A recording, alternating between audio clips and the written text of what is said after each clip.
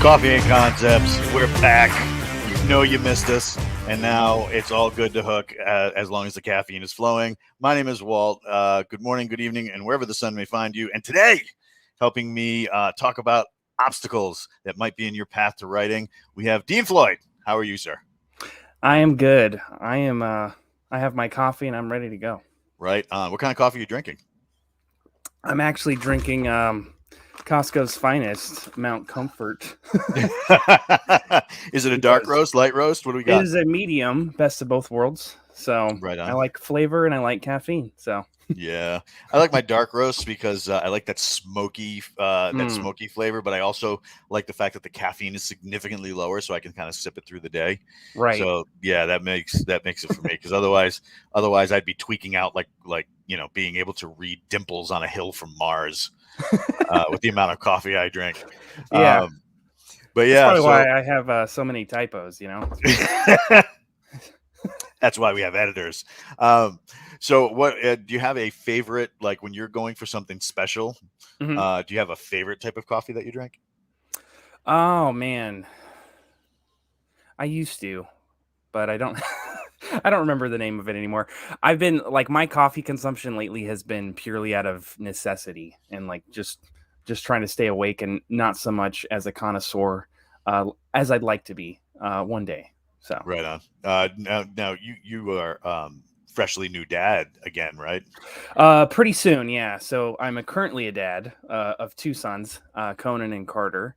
You can guess where I got those names, and then and then third son to be not yet named, and that's right around the corner next month. So is the due date. Yeah. So yeah, you're going to be existing on caffeine relatively shortly. Purely. Caffeine and meth. So never admit that on an open line. So last week we started our little weekly debut of obstacles to writing. What are the things that stop you from pressing the pencil into the page or whacking your fingers against the keys and bleeding those ideas from your brain into the book? So today I wanted to talk about distractions. So for you, what are the biggest distractions that have you get that squirrel moment and pulls you away from your writing? Yeah. Oh man, great question. So I think there's categories of distractions. So in my mind, there's good distractions and there's bad distractions, and then there's other. So for me, good distractions would be my wife, kids, providing for my family, church things, and then bad would be your YouTubes, your Facebooks, your social medias, and then other, which would be for me probably health would be a big one. So lately it's been, for me personally, it's been health. So just getting a good night's rest and then waking up ready to go, ergo the coffee. So yeah. So probably the biggest distraction for me is my family, and I don't mean that in a bad way, but in terms of, it just means that I have to kind of carve out dedicated time to writing and make sure everybody in the family understands that, or hopefully they're all asleep, so I don't even have to bother with it. So yeah, that's the easiest thing, is working towards sleep time. The only downside of that is if you're up when they're not, and you're getting your words in, when they're up, you'll be asleep and you're not getting that family time in. That's right. Finding that balance. Exactly. Yeah. So I've found that I get really productive around 9 p.m. Right when my wife goes to sleep. And the trick is to make sure I go to bed by midnight so I can be up at 6. Right. Because if I let it go, I'll work all night long, and I'll just be like, oh, that was so productive. Yeah, I'm supposed to cook breakfast for my wife in 5 minutes. I'm not going to make it. Yeah. So, but yeah, definitely. Do you have one kind of distraction more than another that is kind of like that thing where you're like, oh man, I really should be writing, but this has got my attention. Yeah. So, if I play video games at all, I think Josh has mentioned this too. Like, there's just a certain kind of video game where, um, like any kind of video game where there's like a bunch of like side quests. Like, I'm a completionist, so I really have to like watch my time when I play games because they're not super productive for me at this point in life. um, and I don't want to knock anybody that gets enjoyment out of video games. I think there's a lot of stress relief you can get out of those, but for me, I really got to watch my video game habits. I almost don't let myself play video games during the week just to not get sucked in because video games these days are just so good and so addicting. So Do you have a favorite right now? right now I'm currently playing the remastered Mass Effect games, Space Opera, and yeah, they're really, really addicting, and there's a lot of you got it, yes. Yes, so all about But that. you notice that the plastic isn't cracked yet. Oh, well, good for you. Yeah, my total jam though right now is Ghost of Tsushima. Oh, dude, So that is like a top 3 game for me of all time. unbelievable, and my wife gets so aggravated because she'll walk in and she'll grab my headset and put it on to listen to what the game is saying, Yeah, and then she'll put it back because I have no subtitles and no dubbing, so it's all in Japanese on the right. Japanese side. Yeah, Which she gets very upset because she doesn't speak the language. But like, yeah, Ghost of Tsushima. If I even go anywhere near that game, I'm just done. yeah, totally understandable. So, yeah, video games are a big distraction. But you mentioned something earlier that I was wondering, like, how much of a distraction is like your own productivity, where you just work through the night and end up, kind of having to pay for it later. Well, it's not really a distraction for me on the business side. It's more a distraction for me on the side of everything else I should be doing the next day. Sure, Um, sure. so those who have heard me talk at all on any of the various shows know that I have 2 very large and very energetic canines. The only way to get anything done is very early in the morning. Make sure they get a meal, they get a walk, they get playtime, then they get training time. Mm, Um, so because if that doesn't happen, they're going to wrestle all afternoon long, whether I'm right. trying to sleep, whether I'm doing whatever. It's not going to happen unless I kennel them, and we kennel them at night to safeguard the house from them and them from the house.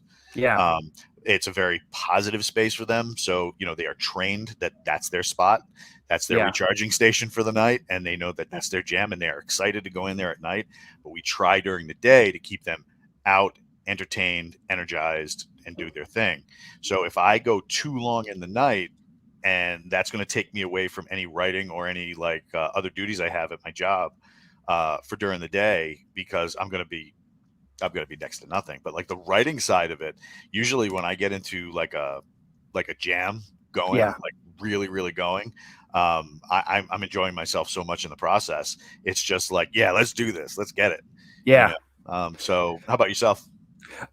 Literally everything you just said about or about your dogs could be said about my sons. So, gotta get They, them. Gotta get the they chew energy the out. they chew the furniture too. Yeah, yeah. We have to like carefully mark out like this is your sphere of the house, and the rest of it is mom and dad's. So, Yep. but The funny part is, you'll walk in the kitchen and there's like this big like separation near the ceiling, and the yeah, cat will be up there, and I'll be like, dude, what are you doing?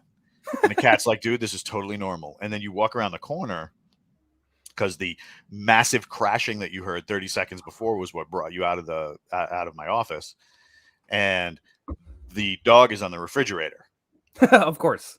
And he's like, dude, this is totally natural. And it's Yeah, just no like, worries. yeah. So your kids do that too? Yeah, yeah. They have a lot of energy. A lot. It's ridiculous. I wish I could, borrow some of that sometimes. So, Hmm.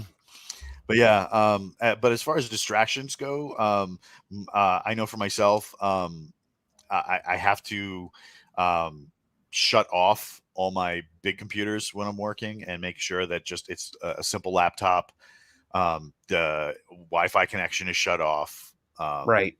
All the files I need are put on a thumb drive that goes in that particular laptop. There's nothing on that thumb drive that could distract me. Get the work on the page, get the stuff off my brain and into the book, because otherwise, like you were saying, YouTube, FaceSpace, blah, blah, blah, blah. You're going to see all these things that are going to be like, let's talk about writing instead of writing. That, yes. Yeah. And I don't know about you, but I'm part of several, like private writer groups, and, it's nice to go in there and update your buddies every day of like, here's my word count, blah, blah, blah. But you can soon get sucked into some, well, what do you think about theme? And this author said this about theme, and this other author doesn't think that any books have themes. And then you get sucked into an argument about writing, but you're not actually writing. And so, yeah. Watching my social media time, because it feels like, oh, I'm doing author stuff. I'm talking to my writer buddies about writing, like I'm honing my craft, but you're not actually putting words on the paper. So. Yeah, exactly. So like when I do like social media, the understanding for me is get my presence out there so that people know what I'm working on in regards to my own stuff. Make it known that I also do this other stuff if people want to hire me, and then check in with my local family 2 to 3 times a day, a total of 15 minutes for the day. That's what I allow myself.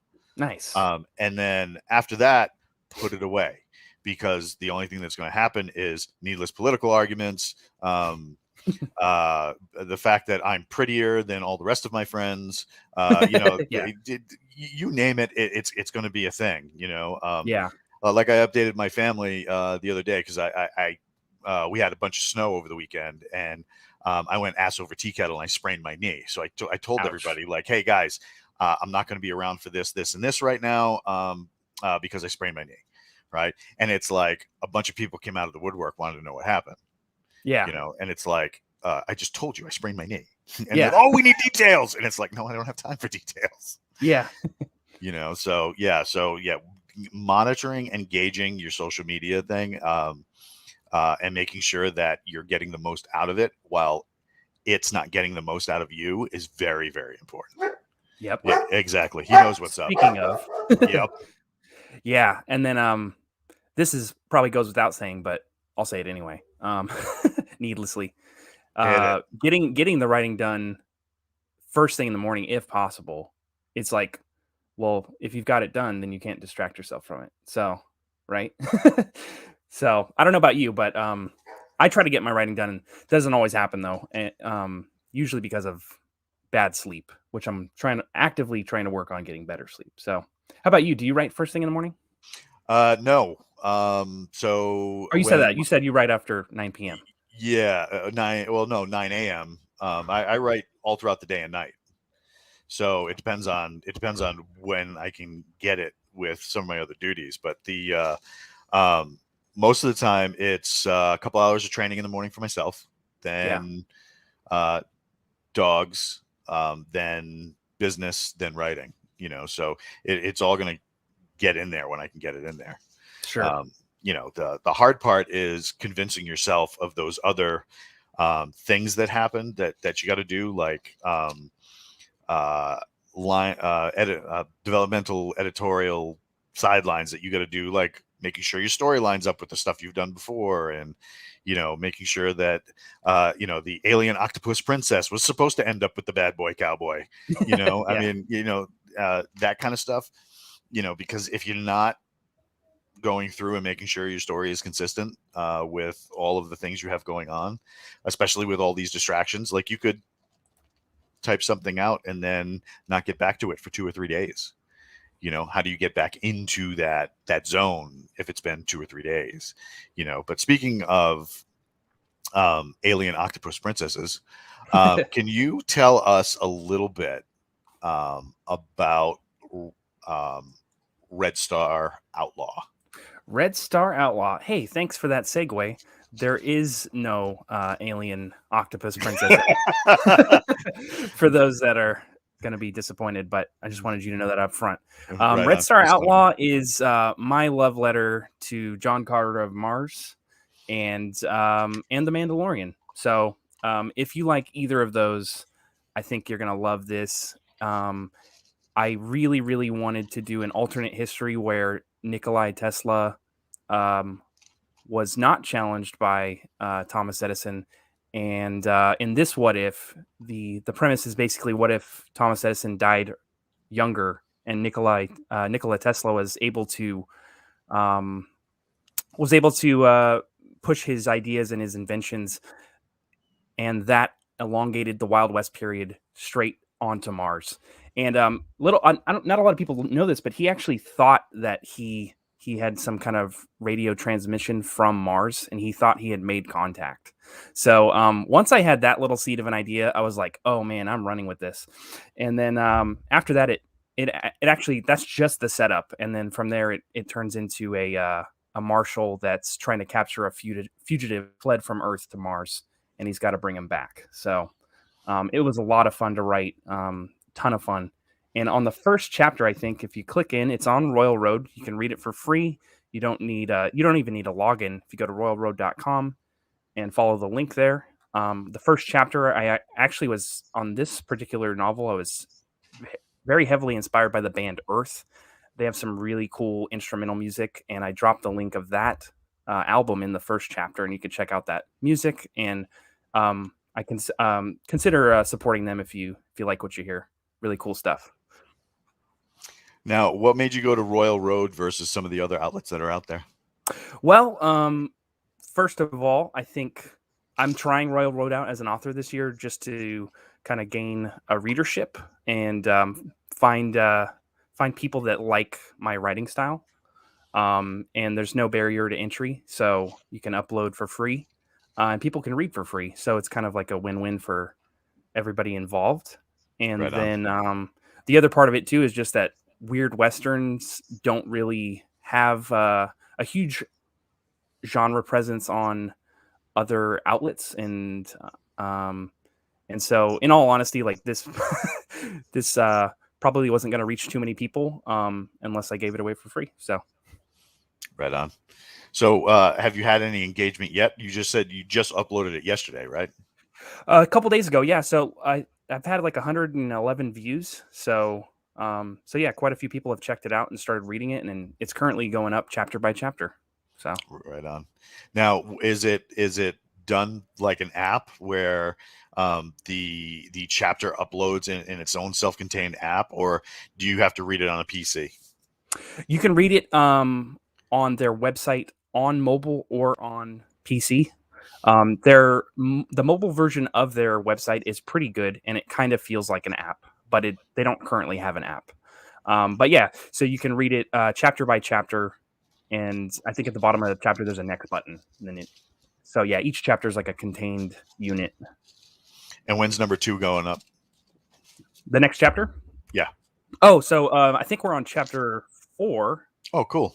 And yeah, they're coming out. I scheduled them. The whole book's already done, so I scheduled it to release day by day. Get a chapter a day. Right on. That's dope. That's Yeah. very, very, very cool. We should definitely. Is this going to be like one and done, or you have this planned as a series? Yeah. So my last series, I kind of wrote a.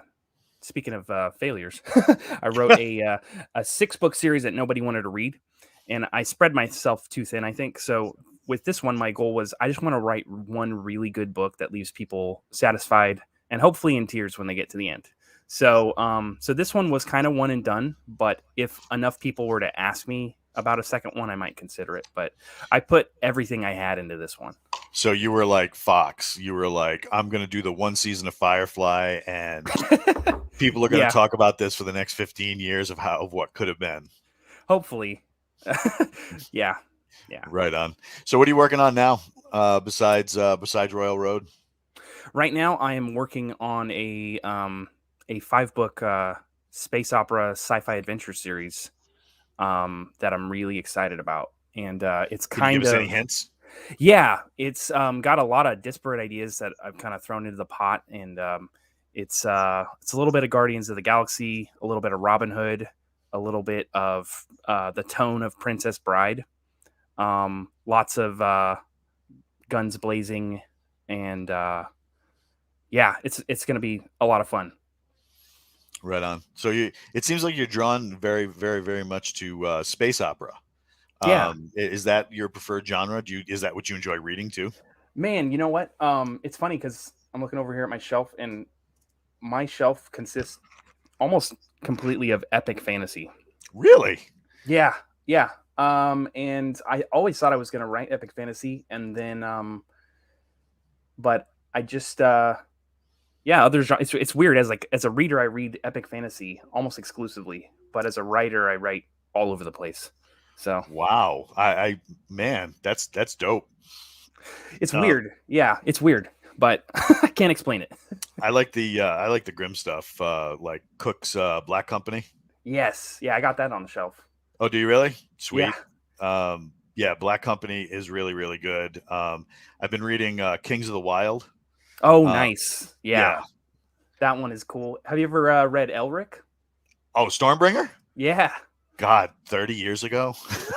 Yeah. Oh man, that's one of my favorites. Yep, So, I got the that whole one. collection. The God, Dragonlance.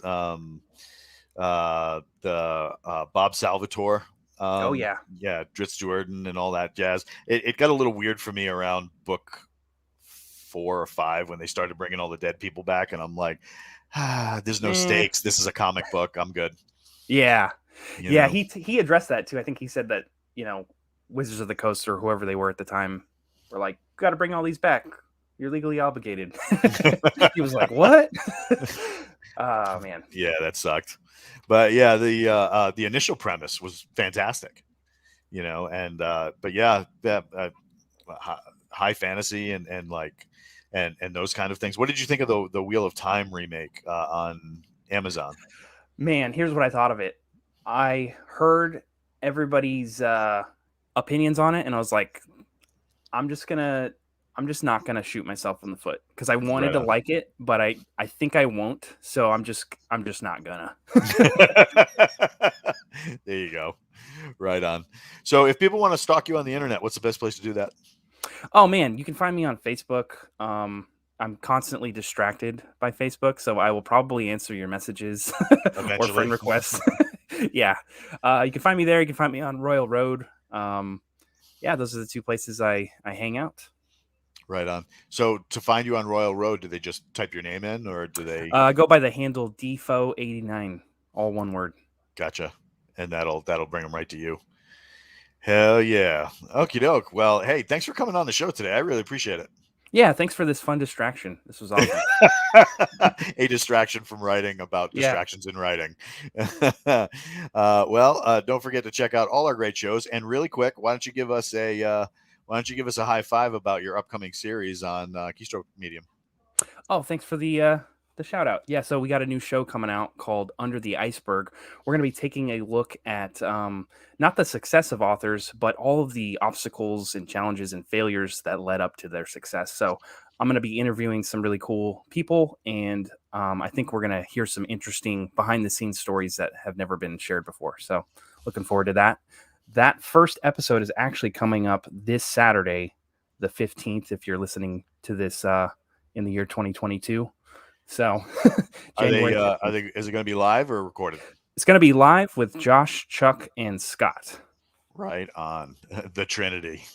Yeah, our fearless leaders. I wonder which one of them is Wonder Woman. And on that note, thanks for tuning in to Keystroke Medium's Coffee and Concepts, where we take a look at coffee, a little bit of a concept, mix it together for about 10 to 20 minutes of something for you to mull over while you're having your coffee. Don't forget to check us out on YouTube and all the fun spaces where you can find Keystroke Medium with a simple search, and we'll check you next time.